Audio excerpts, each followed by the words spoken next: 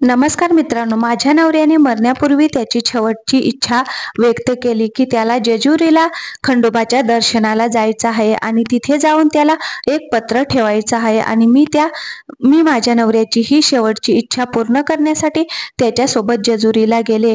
माझ्या नवऱ्याला कॅन्सर होता आणि तो त्याच्या आयुष्याचे शेवटचे दिवस जगत होता. जेजुरीला पोहोचल्यानंतर मी आणि माझा नवरा खंडोबाच्या समोर बसलो होतो.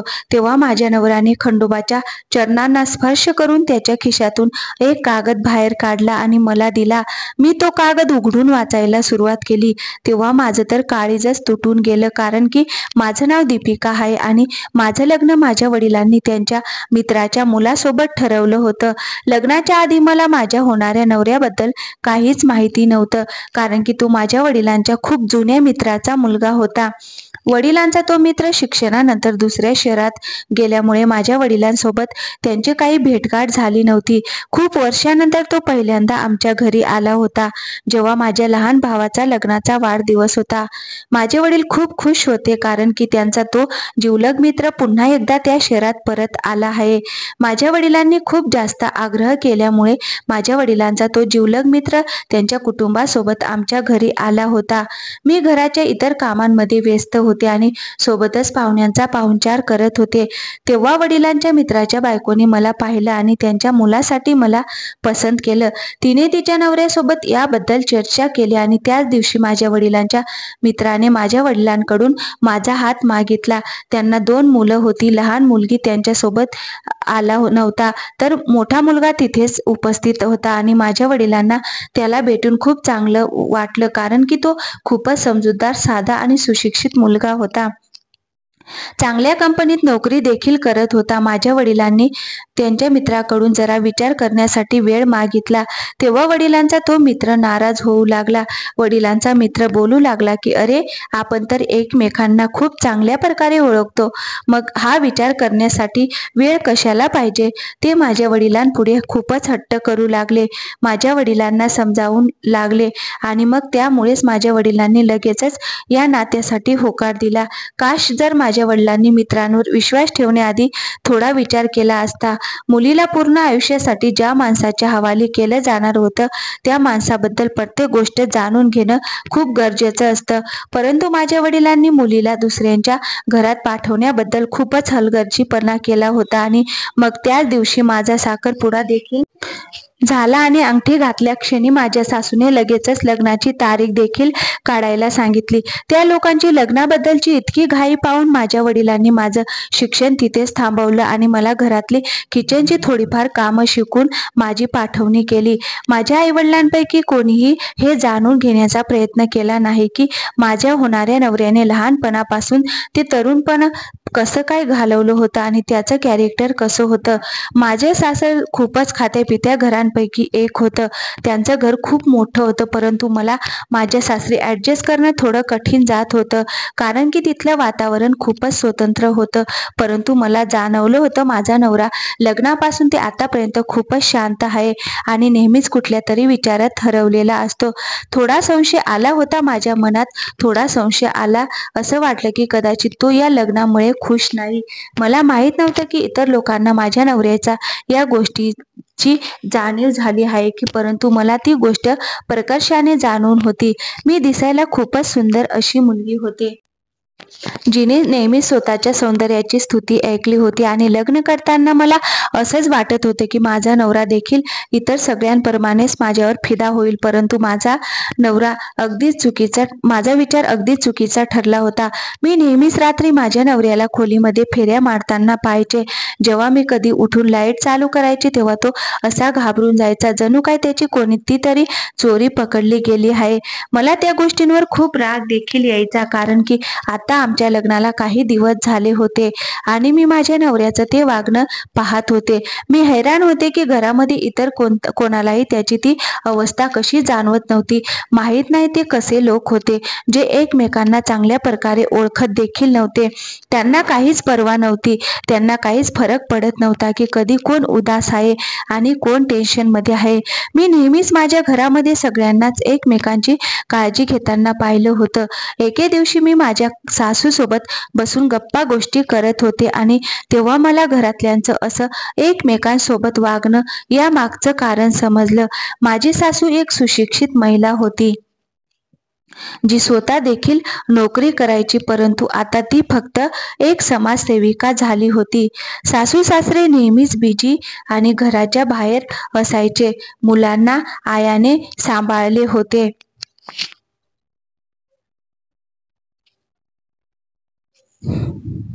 आणि जेव्हा ते मोठे झाले तेव्हा स्वतःच्या कामांमध्ये व्यस्त झाले.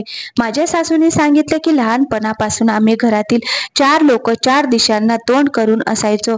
आम्ही चौघेही वेगवेगळे राहायचो, कारण की आम्ही दोघे नवरा बायको सुरुवातीपासूनच जॉब करत होतो आणि एकमेकांना जास्त वेळ देऊ शकत नव्हतो. मला हे ऐकून खूपच वाईट वाटलं.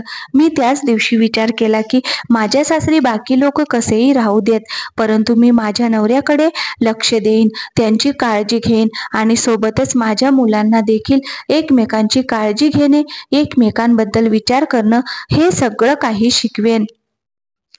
मी माझ्या नवऱ्यासोबत बोलण्याचं ठरवलं, परंतु दिवसा मला वेळच मिळायचा नाही, कारण की तो पुन्हा एकदा त्याच्या कामावर जाऊ लागला होता. रात्री जेव्हा घरी यायचा तेव्हा इतका थकलेला असायचा, जणू काय तो खूप जास्त काम करून आला आहे. आता मी माझ्या नवऱ्यासोबत बोलण्याचा चान्स शोधत होते की एके दिवशी मला माझ्या नवऱ्याच्या परिस्थितीबद्दल एक अशी गोष्ट समजली ज्यामुळे माझ्या पायाखालची जमीनच सरकून गेली. मी कधी विचार देखील केला नव्हता की माझा नवरा त्याच्या शरीरात पसरणाऱ्या एका जीवघेण्या आजाराने असा शांत आणि बेचैन राहू लागला होता. एके दिवशी माझा नवरा जेव्हा ऑफिसला जाण्यासाठी तयार होत होता आणि मी किचनमध्ये त्याच्यासाठी नाश्ता बनवत होते. मी नाश्ता घेऊन जेव्हा खोलीत गेले तेव्हा खोली रिकामी होती आणि माझा नवरा बाथरूममध्ये होता. मी त्याची वाट पाहत बाहेरच थांबले, परंतु खूप वेळ झाल्यानंतर देखील माझा नवरा वॉशरूममधून बाहेर आला नाही. मी बाथरूमचा दरवाजा वाजवण्यासाठी टकटक केली, परंतु तेव्हा मी थोडी घाबरले. तेव्हा दरवाजावर टकटक करताना दरवाजा उघडला गेला.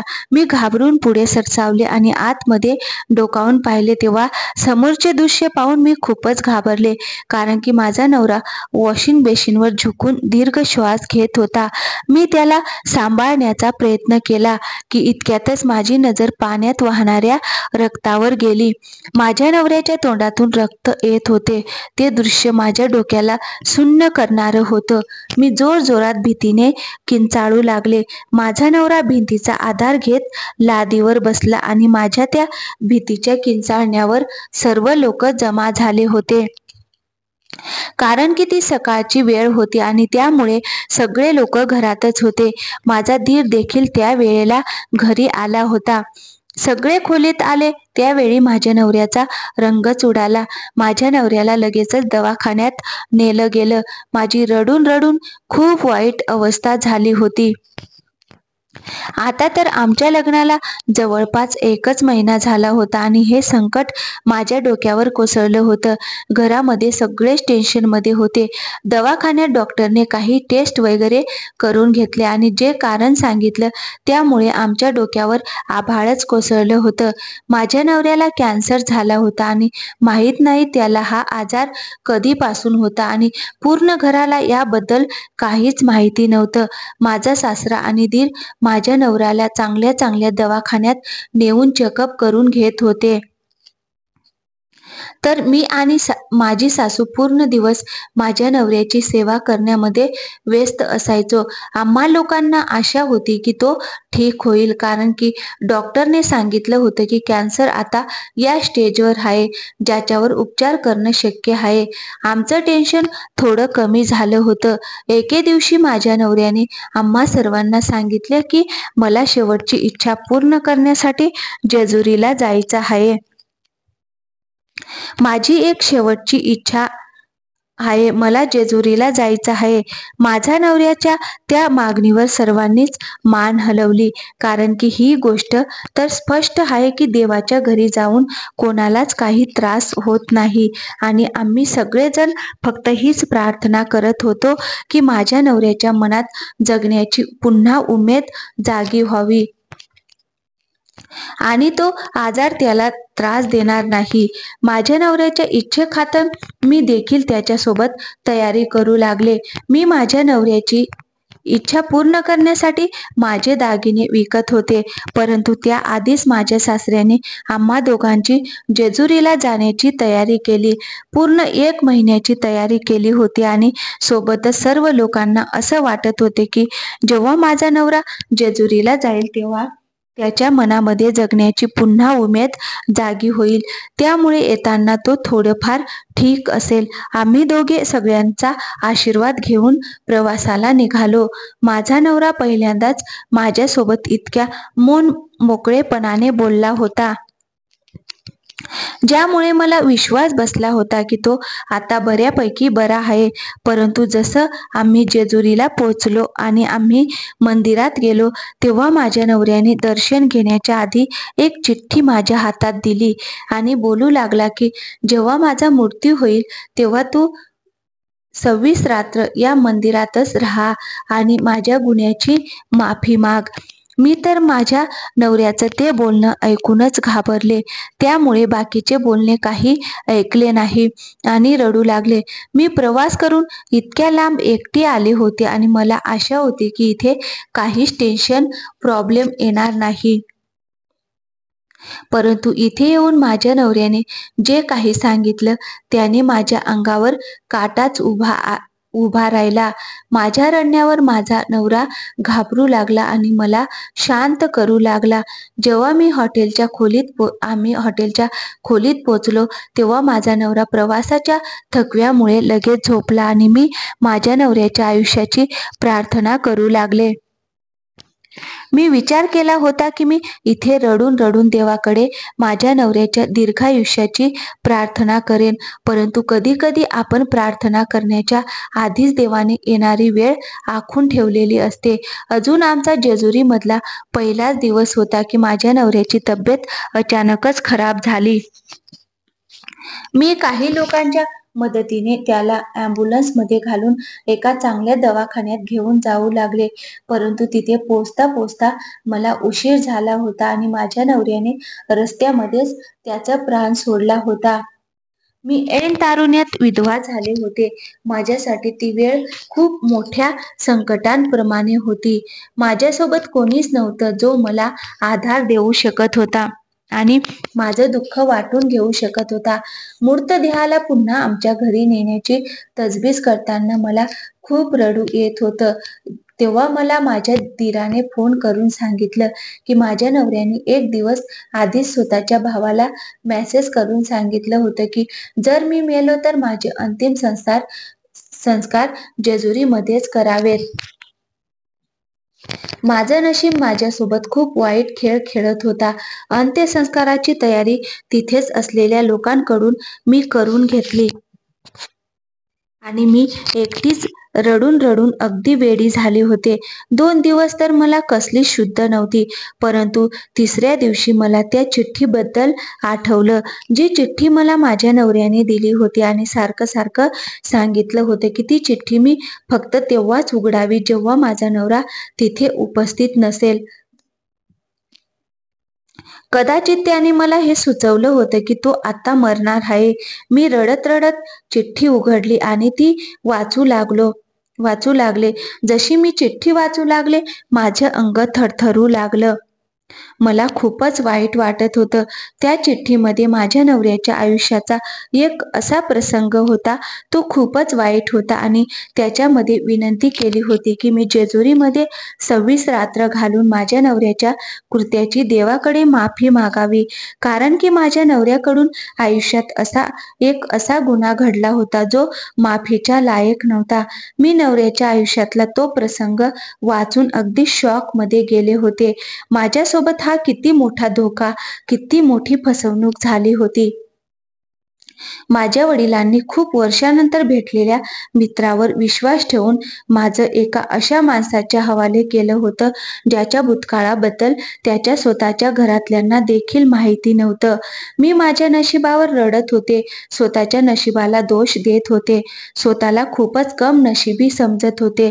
माझ्या घरातले लोक, माझी सासरची लोक मला पुन्हा परत बोलावत होते, जेणेकरून मी एकटीच त्या धक्क्यामध्ये राहू नये. परंतु मी माझा पूर्ण राग विसरून माझ्या नवऱ्याची शेवटची इच्छा पूर्ण करू इच्छित होते. मी इथं पूर्ण 1 महिना स्वच्छ मनाने माझ्या नवऱ्याच्या कृत्याची देवाकडे माफी मागितली होती, जिथे मला काहीच अंदाज नव्हता की देव माझ्या माफीला, माझ्या प्रार्थनेला स्वीकार करेल की नाही. कारण की माझ्या नवऱ्याकडून जो गुन्हा घडला होता त्याची माफी त्याला इतक्या सहजपणे मिळू शकत नव्हती. मला स्वतःवर दया देखील येत होती, कारण की 1 महिना माझी इच्छा नसून देखील त्या माणसासोबत राहून माझं त्याच्यावर प्रेम जडलं होतं आणि मी त्याच्या मृत्यूचा धक्का खूप मुश्किलीने सहन करत होते. तो पूर्ण 1 महिना मी देवाकडे माफी मागत घालवला होता. जेव्हा मी पुन्हा माझ्या घरी परत आले तेव्हा एकटीच होते आणि माझ्यासोबत माझ्या मेलेल्या नवऱ्याचं सामान होतं. माझे आई वडील आणि माझी सासू मला मिठी मारून जोर जोरात रडत होती. ज्या मुलाच्या परत येण्यावर ती आनंदी होणार होती, आज त्याचं सामान पाहून ती रडत होती. मी माझ्या वडिलांसोबत माझ्या घरी आले आणि शांत बसले. माझ्या नवऱ्याची ती चिठ्ठी अजूनही माझ्याजवळ होती आणि त्याची एक इच्छा अजूनही बाकी होती, जी इच्छा मला त्याच्या आई वडिलांना सांगायची होती. त्यांची इच्छा होती की त्यांच्या मुलाची तो शेवटची इच्छा त्याच्या आई वडिलांनी पूर्ण करावी. माझी सासू मला नेहमीच भेटायला यायची. ती अशी कम नशिबी आई होती जी माझ्याकडे येऊन तिच्या मेलेल्या मुलाबद्दल विचारायची, कारण की लग्नानंतर फक्त मीच होते जी माझ्या नवऱ्याच्या जवळ राहिले होते. मी माझ्या सासूला भेटून तिला काहीच सांगू शकले नाही आणि नाही ती चिठ्ठी दाखवू शकले, कारण की मी घरी आल्यानंतर खूपच आजारी पडले होते. जेव्हा मी ठीक झाले तेव्हा एके दिवशी माझे सासू सासरे खास करून मला भेटायला आले होते. त्यांना भेटून मी किचनमध्ये गेले होते. जेव्हा ते पुन्हा परत गेले तेव्हा माझ्या वडिलांनी त्यांचं इथे येण्यामागचं कारण सांगितलं. तेव्हा मला खूप मोठा धक्का बसला. माझ्या सासरच्या लोकांनी आता अशी इच्छा होती की माझं लग्न त्यांच्या दुसऱ्या मुलासोबत व्हावं. माझे सासू सासरे त्यांच्या मुलाच्या बायकोला नेहमीच त्यांच्यासोबत ठेवू इच्छित होते. पुन्हा एकदा माझे वडील त्यांच्या त्या मागणीवर तयार झाले, कारण की त्यांचं असं म्हणणं होतं, एकदा लग्न झाल्यानंतर पुन्हा मला चांगलं स्थळ मिळेल की नाही माहिती नाही. परंतु मी माझ्या वडिलांना सरळ सरळ नकार दिला आणि मला थोडं महत्वाचं काम आहे असं बोलून माझ्या सासरी आले.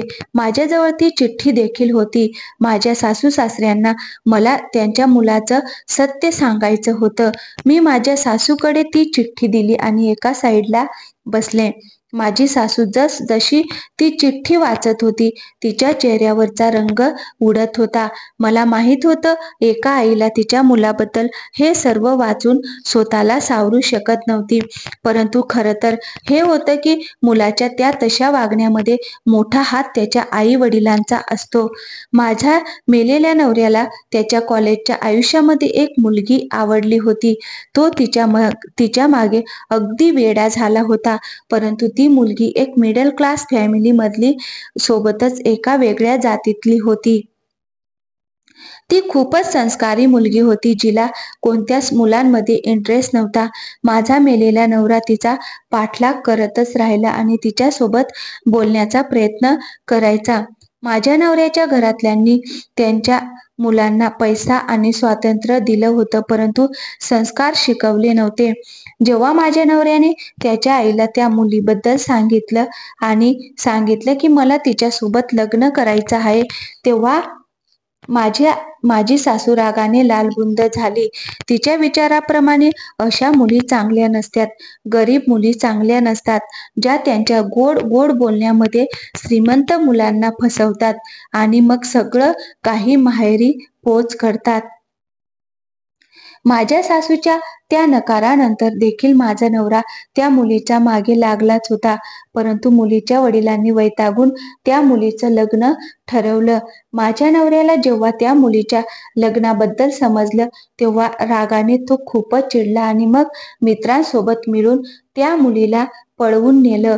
त्यांच्या अय्याश मित्रांची नवरी बनलेल्या त्या निरागस मुलीला पाहून नियत बिघडली आणि माझ्या नवऱ्याला खोटं सांगितलं की तुझ्या घरून फोन आला आहे, तुझ्या वडिलांचा ऍक्सिडेंट झाला आहे.